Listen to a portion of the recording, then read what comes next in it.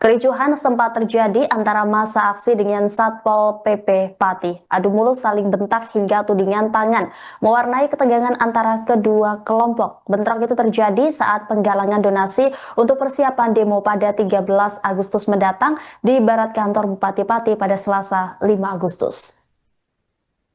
Ketegangan bermula ketika rombongan personel Satpol PP Pati mendatangi posko penghimpunan donasi yang berada di bawah proyek pembuatan videotron baru kawasan alun-alun Bupati.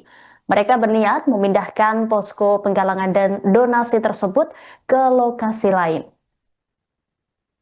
Pihak Satpol PP Pati beralasan memasuki Agustus ini area alun-alun akan ditata dan disiapkan untuk rangkaian acara perayaan Hari Jadi ke-702 Kabupaten. Download Tribun X sekarang, menghadirkan lokal menjadi Indonesia.